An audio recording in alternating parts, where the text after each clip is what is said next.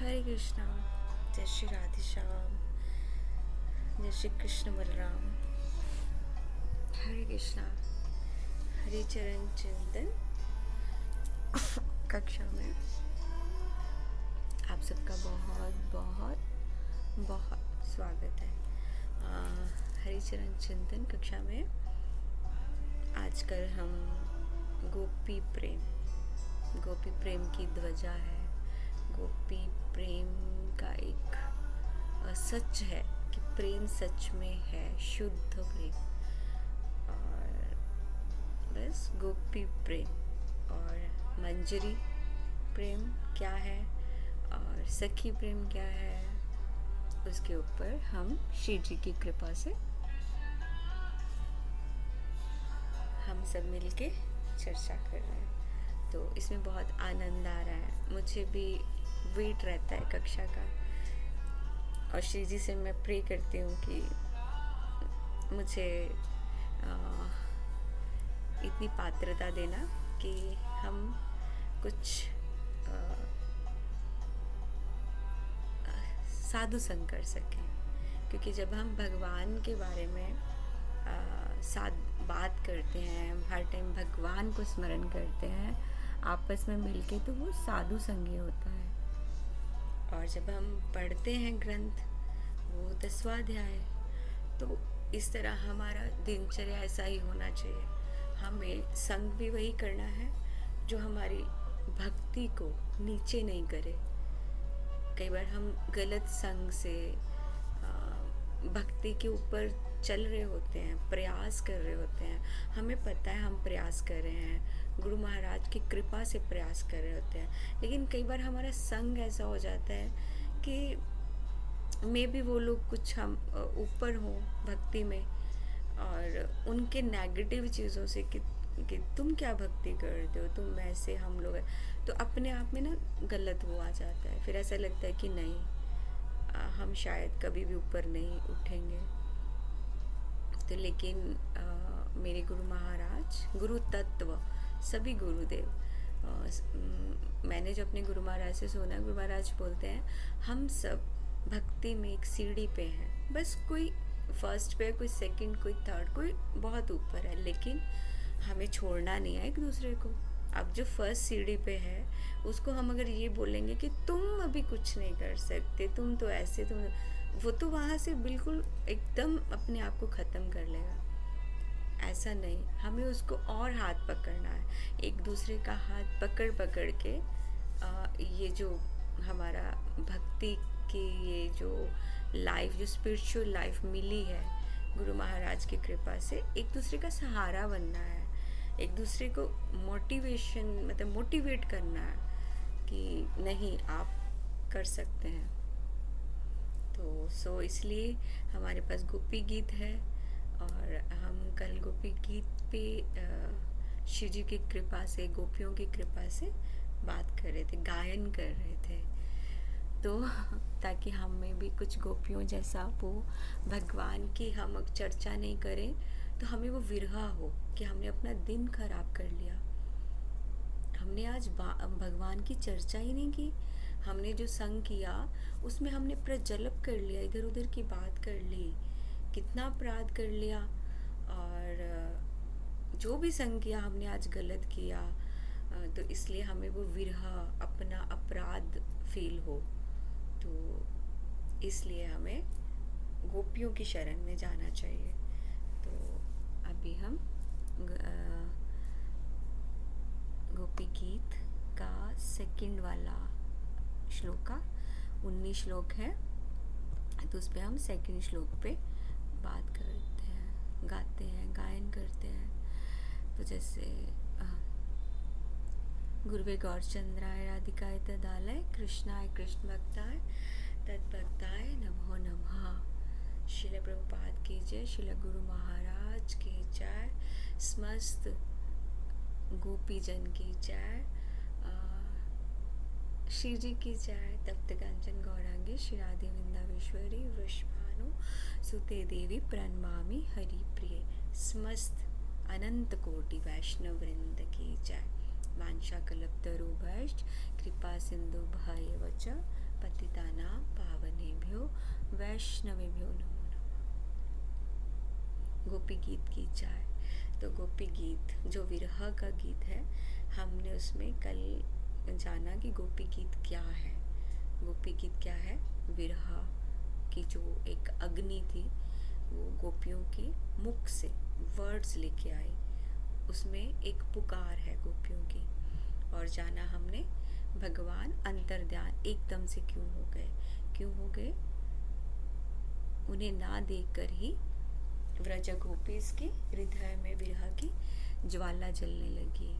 वो भगवान की वो मदहोश करने वाली चाल, भगवान की वो स्माइल, विलासा भरी चितवन, भगवान का वो प्रेम आलाप, भगवान की अलग अलग लीलाएं, भगवान का श्रृंगार और भगवान के अलग अलग आँखों से कैसे भाव भंगिमा और उनका जिससे उनका चित्त चुरा लेते थे। भगवान में इतनी सारी चीज़ें, तो वो गोपियाँ एकदम से मिस करने लगी और वो क्या हो गया? कृष्णमय हो गई।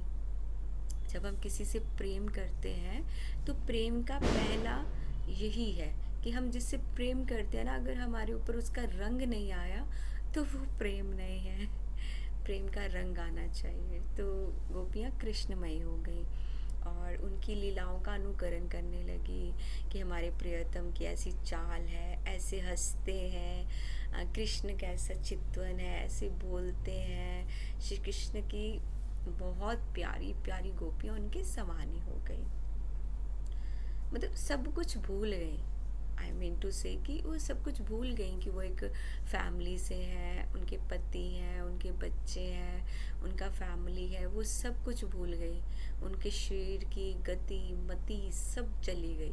वो सिर्फ क्या हो गया? श्री कृष्ण स्वरूप कि मैं उन मतलब प्रेम प्रेम यही है। प्रेम सब कुछ भुला देता है। प्रेम मतलब प्रेम सिर्फ यही रहेगा कि हम जिससे प्रेम करते हैं बस वही है। और क्योंकि उसने वो वैसा प्रेम दिया है इसलिए हम प्रेममय हुए। अगर प्रेम वैसा नहीं मिला तो फिर कैसे होंगे? तो कृष्ण ने वैसा प्रेम गोपियों को दिया, इसलिए वो कृष्ण स्वरूप हो गई। और वो सब मिलकर ऊंचे स्वर में उन्होंने जो गुणगान किया विरह में, इतना उनका मेंटली सब हो गया कि वो एक वन में दूसरे वन में हर जगह जाके, हर झाड़ी में, हर कोने में जाकर कृष्ण को ढूंढने लगे। आप मेरे साथ इस लीला को अपने आंखों के आगे एक जैसे पिक्चर का एक विजुअल होता है ना, वैसा आप उसको फील करिए एक लीला में कि वो हर कृष्ण के को ढूंढने लगी। पेड़ पौधों से एक एक पत्ते से पुकारने लगी कि कृष्ण कहाँ है? हे पीपल, हे बरगद, हमारे नंद नंदन, श्याम सुंदर कहाँ है? क्या तुमने देखा है? उनकी ना प्रेम भरी मुस्कान है, वो इतने सुंदर है, उनकी चितवन इतनी, मतलब उनकी इनकी जो कैसे मैं बताऊँ आपको, शायद ये लीला का स्मरण ही बहुत है, वर्ड्स नहीं आ पाएंगे। उनकी चितवन ऐसी है कि हमारा मन चुरा कर वो कहीं चले गए हैं। एक पेड़ से, एक पत्ते से वो पूछ रही हैं, क्या तुमने कहीं देखा है? कि हम पे कृपा करो, हमें बता दो। इस तरह वो कृष्ण स्वरूप, जब हम किसी को कहते हैं ना कि कृष्ण, सब सोचेंगे कि हाँ कृष्ण, लेकिन ये कृष्ण मतलब प्रेम में बिल्कुल मदमस्त हो जाना कि उनको पेड़ में भी कृष्ण व्रज रज से पूछ रही हैं, सब जगह पूछ रही हैं, क्या तुमने देखा है? गाय से पूछ रही हैं, क्या तुमने नंदनंदन को देखा है? हम पे कृपा करो। ये है प्रेम। प्रेम, हमने प्रेम और प्यार पे भी चर्चा की थी ना एक कक्षा में। कैसे की थी? प्रेम, प्रेम क्या है? गोपीस और भगवान का, हमारा भी है भगवान से। और प्यार क्या है? जो आजकल की दुनिया का है। ये गोपियों और कृष्ण का प्रेम, इसमें कोई स्त्री और पुरुष शरीर का कुछ नहीं है। ये है रियल प्रेम। जब भगवान, फिर उन्हें एक ही स्वर में ये गोपी गीत गाया गया। गोपी गीत एक ही स्वर में गाया। जब भगवान उन्हें कहीं नहीं मिले तो फिर कृष्ण के ध्यान में बिल्कुल डूबी हुई गोपियाँ फिर यमुना जी के पास गईं, यमुना जी पे गईं और रमन रेती में लौटते हैं ना। अगर आप रमन रेती में गए होंगे व्रज में, जब श्री जी की कृपा से आप आए होंगे, तो रमन रेती में अपने बिल्कुल लेट के रोल रोल होके एक साथ सब मिलकर और एक ही आवाज में उनका गायन हुआ, पता है। और श्री कृष्ण के गुणों का वर्णन, यही प्रेम है। जिस प्रेम जिसे हम प्रेम करते हैं उसके गुणों का इतना गान करते हैं कि सब एक साथ एक ही स्वर में उन्होंने गोपी गीत गाया है। सब गोपियों के मन की दशा, भाव, मन, करोड़ों गोपियों के मुंह से सिर्फ एक ही गीत एक साथ निकला। कैसा इसमें है ना, हैरानी होगी ना, बहुत हैरानी। 19 श्लोक है इसमें और गोपी गीत कनक मंजरी छंद में है और ये हमारे भागवतम में है गोपी गीत। अगर आपने भागवतम श्रवण किया होगा तो भागवतम में गोपी गीत का बहुत महत्व है। गोपी भागवतम में हर कथा में होता है, लेकिन हमारे जीवन में भी इसका महत्व है। हमें अपने घर में कहीं भी है रोज गोपी गीत का गायन करना चाहिए। गोपी गीत बहुत ही एक अलौकिक दिव्य, जो भी नित्य गोपी गीत का पाठ करता है भगवान कृष्ण में उसका प्रेम होता है और उसको कृष्ण की अनुभूति भी होती है। भगवान के जब अंतर ध्यान होने का एक कारण और भी था, वो भगवान गोपियों के प्रेम को हम सबको दिखाना चाहते थे, बताना चाहते थे, क्योंकि कलयुग का प्रेम भगवान को पता था आगे क्या होने वाला है। तो ये भगवान ने इस लीला में हमें बताया कि देखिए प्रेम होता है और प्रेम बहुत दिव्य होता है। प्रेम में कुछ भी सेल्फलेस होता है, बिल्कुल अपने लिए कुछ नहीं चाहिए, कुछ भी नहीं चाहिए। इसलिए नहीं तो ये कलयुग में अगर गोपियों का प्रेम भी नहीं होता हमारे पास तो पता नहीं कैसा होता। सोचिए अभी गोपियों का प्रेम हम गाते हैं, सुनते हैं, तो फिर भी इंसानियत है थोड़ी लोगों में, लेकिन अदरवाइज तो शायद नहीं।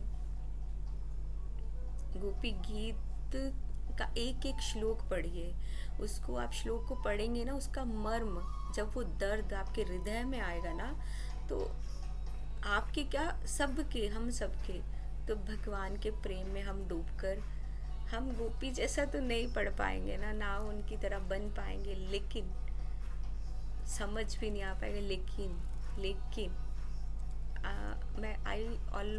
मैं प्रेफर करती हूँ प्रार्थना, कि जब भी हम कोई कुछ भी कोई आरती भी करने लगे, श्री जी को स्मरण करने लगे या कुछ भी, उससे पहले प्रार्थना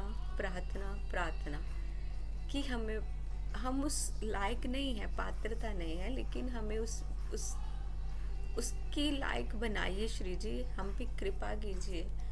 इसलिए अपने मन को हमें भगवान के चरणों में सौंप कर प्रार्थना करके फिर गोपी गीत का पाठ करना चाहिए। जैसे हमने कल श्लोक 19 श्लोक है, उसमें से हमने 2-3 श्लोक का उच्चारण किया था, जैसे जयति तेदिकम जन्मना व्रजा शयत इंद्रिया शश्वदत्रहि, और दूसरे श्लोक की जो बहुत फेवरेट है, ऑलवेज मैं ऐसे ही गाती हूँ, सूरत नाथ ते शुल्क दासिका, कि मैं तुम्हारी बिना मोल की दासी हूँ, तो मुझे कुछ नहीं चाहिए, मुझे तुम्हारी सेवा में रहने दो। गोपियों ने जब ये गोपी गीत गाया तो गोपियों ने इसमें व्रज का भी वर्णन किया। जयति ते दिकम, उन्होंने बोला ना कि व्रज, गोपियों ने व्रज का वर्णन किया। पहला प्रणाम उन्होंने धाम को किया। जब गोपी बहुत विरह भूल गए ना, वो तो कृष्णमय हो गए, फिर भी उनको इतना ध्यान था कि उन्होंने धाम को पहला प्रणाम किया। पहला प्रणाम धाम को, कि शायद ये वस्तु प्रदान करने में धाम, वस्तु धाम हमें ये प्रदान करे। नाम भी धाम की कृपा से मिलता है, हर चीज़ धाम की कृपा से मिलती है। तो इसलिए उन्होंने पहले ठाकुर जी को बताया कि हम व्रज धाम वासी हैं। बोलते हैं ना कि हर चीज़ व्रज व्रज मतलब प्रणाम करके धाम को मिलती है। तो उन्होंने जब ये गोपी गीत गाया तो सबसे पहले उन्होंने अपने आप के बारे में बताया कि हम व्रज व्रज व्रज की गोपियां हैं। पहले ठाकुर जी को ये उलाहना देते हुए ये बता रही है कि तुम कैसे चले गए, हे यशोदा के पुत्र, हे नंद नंदन, कि तुम कैसे हो गए। उन्होंने ब्रह्मा जी तक से प्रार्थना की।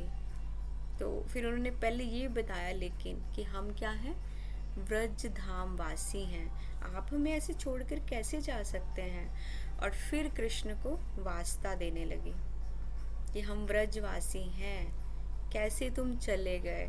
फिर उन्होंने जय घोष किया, जयति तेदिकम जन्मना व्रजा। फिर उन्होंने बोला कि व्रज की रज का इतना प्रभाव है कि आप अजन्मा को भी जन्म लेना पड़ा। भगवान अजन्मा है ना, हमें तो जन्म लेना पड़ता है, फिर अभी हम मरेंगे, मृत्यु तो साथ है, अभी जल जाना है। आज हम अभी अपने शरीर को अभी सजा रहे हैं और अभी मर जाना है। पता है कुछ लोग कैसे जीते हैं, कोई लोग किसी को ऐसे भी कहते हैं कि तुम तो इतना सज धज के सजते हो, लेकिन तुम्हें तो कोई मुड़ के भी नहीं देखता है। कुछ लोगों को ऐसी थिंकिंग है कि ये संसार के लोग हैं वो उनको देखे, लेकिन जो भक्त है उसकी इच्छा क्या होती है, एक बार सिर्फ श्री जी की दृष्टि मुझ पे पड़ जाए, और कुछ इच्छा ही नहीं है श्री जी की, श्री जी की। लेकिन अभी कलयुग के लोग हैं ना, वो ऐसा सोचते हैं कि ये वस्त्र पहने हैं पता नहीं किसी को बाहर दिखाने के लिए, कि तुमको तो फिर भी कोई नहीं देखता है, कि तुम इतने गंदे हो या तुम्हारा कुरूप हो, तुम सजते धजते हो फिर भी तुम्हें कोई मुड़ के नहीं देखता है। लेकिन अगर वो तो भक्त है, अगर तो भक्त की तो यही इच्छा है कि मुझे सिर्फ एक बार श्री जी की दृष्टि मुझ पे हो जाए, मुझे इन चरणों में सेवा मिल जाए श्री जी की। लेकिन कलयुगी जीव है ना, कुछ नहीं कर सकते। तो गोपियाँ व्रज रज की इस तरह बता रही हैं कि तुम अजन्मे को भी जन्म लेना पड़ा हमारे व्रज में। और शास्त्रों में वर्णन कि जो भगवान के जन्म की लीलाओं का बार बार श्रवण करता है उसका जन्म ही नहीं होता, आवागमन से मुक्त हो जाता है। सोचिए हमारा यही एक रिश्ता है, हरि चरण चिंतन कक्षा का यही संबंध है कि हम भगवान की लीलाओं का श्रवण करें, चर्चा करें, चिंतन करें, ताकि हम ये जो आवागमन है, मृत्यु जन्म, इसमें मुक्त हो जाएं। जैसे भागवत गीता में श्लोक भी है ना, जन्म कर्म च में दिव्यम यो वेत्ति तत्वता। उसका यही है कि हमें बार बार जन्म लेना पड़ता है, जन्म कर्म च में दिव्यम। ये तो गोपी बहुत दर्द में है, बहुत पीड़ा में है, इसलिए वो भगवान को सब कुछ बोल रही हैं, गुस्से में भी बोल रही हैं, फिर कभी रो के पेड़ों से पूछती हैं कहाँ है वो, ऐसा दिखता है, इतना सुंदर है, उसकी स्माइल इतनी अच्छी है। फिर एकदम से फिर से उसको मतलब उनको डांटने लगती हैं कि तुम हमारे व्रज में आए हो तो तुम हमें ही छोड़ के चले गए। लेकिन इतना सब होने के बाद भी वो अपनी मर्यादा नहीं भूली, बिल्कुल भी। अपनी प्रेम की मर्यादा, हर चीज़ की एक मर्यादा होती है, प्रेम की भी मर्यादा है। प्रेम का ये नहीं मतलब है कि आप किसी को ऐसे कर दो, प्रेम की मर्यादा नहीं भूली। उन्होंने यहाँ तक बोला कि लक्ष्मी ने यहाँ आश्रय लिया, अपने व्रज का गोपियाँ महत्व गा रही हैं, अपना व्रज का महत्व बता रही हैं कि हमारा व्रज ऐसा है कि उनको साथ में पुकारी है। ये यदुवंश शिरोमणि भी बोल रही हैं कि हमारे यदुवंश में तुम आए हो, शरण ली है, ऐसे ऐसे भी बोल रही हैं उनको। फिर अपना प्रियतम बोल रही हैं कि हमें तो तुम्हारे कर कमल की इच्छा है, लेकिन तुमने लक्ष्मी जी का हाथ पकड़ा है, तो प्लीज़ उसको हमारे सर पे रख दो। ऐसे भी बोल रही हैं, कितना कुछ, कितने उलाहने दे रही हैं। तो फिर बोलती हैं कि लक्ष्मी ने यहाँ आश्रय लिया, वैकुंठ छोड़कर आ गई वो। उन्होंने बोला, लक्ष्मी जी ने, प्रभु आपके यहाँ आने से व्रज की महिमा वैकुंठ से भी बढ़ गई। तभी तो संत कहते हैं व्रज की रज में लक्ष्मी का वास है। सोचिए, लोग बोलते हैं, पता, कई लोग बोलते हैं व्रज में रहने वालों को, तुम्हारे पास ये कहाँ से आ गया, तुम्हारे पास ये कहाँ से आ गया, तुम्हारे घर पे ये कहाँ से खरीदा। उनको ये पता ही नहीं है कि व्रज रज ही लक्ष्मी है। जिसके घर में व्रज रज है उसको क्या लक्ष्मी की कमी है। जिसके घर में क्या, जिसका वास ही धाम में है। कितना गूढ़ गूढ़ इसमें मतलब छुपा हुआ रहस्य है, जिसको नहीं समझ सकते। आम लोग तो बिल्कुल नहीं समझ सकते। संतों ने बोला कि लक्ष्मी का वास है। और जैसे पहली पंक्ति जायति देतिकम जन्मना व्रजा, तो उसमें बोल दिया कि व्रज की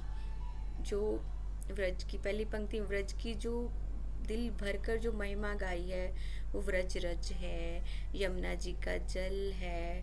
और हम जैसे जो मलिन, हमारा जो हृदय है ना गंदा मलिन, उसमें प्रेम का संचार करने की शक्ति कहाँ है? व्रज में है। तभी तो व्रज रज को हम धारण करते हैं ना शरीर पे, मस्तक पे, इसीलिए ताकि कुछ तो हम में आ जाए। इसलिए मानो तो शालिग्राम नारायण, ना मानो तो पत्थर।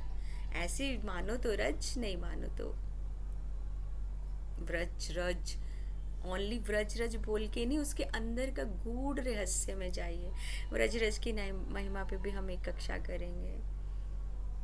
प्रभु उनको बोलती है, प्रभु आपके आने से आप देखो व्रज की मतलब समस्त है ना पादुका छोड़ दी। कृष्ण नंगे पैर यहाँ चलते हैं, विचरण करते, आज भी चलते हैं। मैं ये नहीं बोलूँगी कि चलते थे, आज भी है एक प्रकट एक अप्रकट वृंदावन धाम। और रसिक जन, जो रसिक हैं, उनका प्रेम तक कहाँ पहुँच पाएंगे। रसिकों का प्रेम, रसिक जन कहते हैं व्रज धाम से निष्ठा है। उनकी इतनी निष्ठा है कि वो अपने पाँव में चप्पल तक नहीं पहनते हैं, कि यहाँ तो मेरे ठाकुर नंगे पैर चलते हैं। और यहाँ तक कि ये भी बोला प्रबोधानंद सरस्वती पाद ने वृंदावन महिमा अमृत में, जिसका मैं बार बार जिक्र करती हूँ, कि उन्होंने बोला कि खंड खंड मेरा शरीर हो जाए, खंड खंड कर दो, छोटे छोटे टुकड़े करके जानवरों को डाल दो, लेकिन वृंदावन नहीं छोड़ना है। कुछ लोग बोलते हैं ना कि वृंदावन में क्या कर रहे हो, जाओ यहाँ से, ये सब कुछ। वो इतना बड़ा अपराध करते हैं। वृंदावन महिमा अमृत में ये लिखा है, कोई चाहे कोई कैसे भी पढ़ा है, जैसे प्रेमानंद बाबा कहते हैं ना, पढ़े रहो, बस पढ़े रहो। श्री जी करेंगे, श्री जी करते हैं, श्री जी सबकी देखभाल करते हैं। लेकिन कुछ लोग इतने अपने घमंड में इतने वो हो जाते हैं, वो बोलते हैं क्या करो यहाँ पे, धाम से निकलो, जाओ।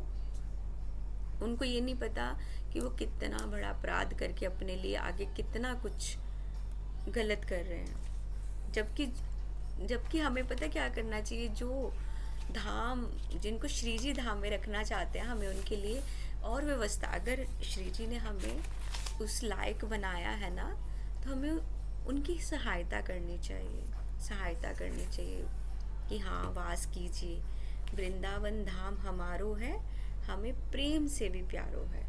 इसलिए पहला घोष हमेशा धाम को करना चाहिए। जब भी आप धाम में आए, सबसे पहला घोष धाम